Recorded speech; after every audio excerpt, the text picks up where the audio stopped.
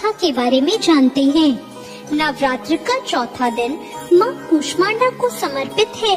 माँ कूष्मांडा को अष्टभुजा देवी आदि शक्ति स्वरूपा के नाम से जाना जाता है। कहा जाता है कि माता ने अपनी मंद मुस्कान से इस सृष्टि की रचना की थी, इसलिए उनका नाम आदि शक्ति पड़ा। हिंदू धर्म शास्त्रों के अनुसार माता की भुजाओं में सिद्धियों से युक्त जपमाला, धनुष, बाण, शंख, गदा, चक्र, कमंडल और अमृत का कलश है। पौराणिक कथाओं के अनुसार माँ कूष्मांडा ने ग्रह, तारे, सूर्य और सभी आकाश गंगाओं का निर्माण किया है। ऐसे में चलिए जानते हैं माँ कूष्मांडा के स्वरूप और कथा के बारे में। माँ कूष्मांडा की 8 भुजाएं हैं, इसलिए इन्हें अष्टभुजा भी कहा जाता है। इनके 7 हाथों में कमंडल, धनुष, बाण, कमल पुष्प, अमृत कलश, चक्र तथा गदा है। वहीं 8वें हाथ में सभी सिद्धियों और निधियों को देने वाली जप माला है।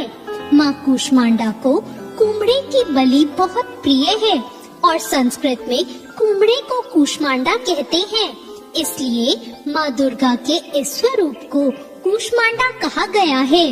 हिंदू धर्म शास्त्रों के अनुसार कूष्मांडा का मतलब कुमड़ा है। कुमड़े को कूष्मांडा के नाम से भी जाना जाता है, इसलिए माँ जगदम्बे के चौथे स्वरूप का नाम कूष्मांडा पड़ा। इन देवी का अवतरण असुरों का संहार करने के लिए हुआ था। वही माना जाता है कि जब इस संसार का अस्तित्व नहीं था और चारों ओर अंधेरा छाया हुआ था, तब इस सृष्टि को उत्पन्न करने के कारण देवी के चौथे स्वरूप को माँ कूष्मांडा के नाम से जाना गया। इसी कारण माँ कूष्मांडा को ही आदि स्वरूपा कहा गया है। पौराणिक कथाओं के अनुसार देवी कूष्मांडा के शरीर की चमक सूर्य के समान है। मान्यता है कि जो कोई सच्चे मन से देवी कूष्मांडा की पूजा पाठ करता है, उससे माँ प्रसन्न होकर उसके समस्त रोग शोक नष्ट कर देती हैं। साथ ही इनकी भक्ति से मनुष्य के बल, आयु, यश और स्वास्थ्य में वृद्धि होती है। या देवी सर्वभूतेषु माँ कूष्मांडा रूपेण संस्थिता, नमस्तस्यै नमस्तस्यै नमस्तस्यै नमो नमः।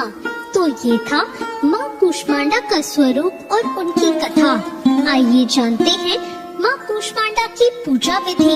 नवरात्रि का चौथा दिन माँ कूष्मांडा को समर्पित है और उन्हें सफेद रंग बेहद प्रिय है, इसलिए सुबह स्नान आदि करने के बाद सफेद रंग के वस्त्र पहने और हाथ में जल लेकर व्रत का संकल्प करें।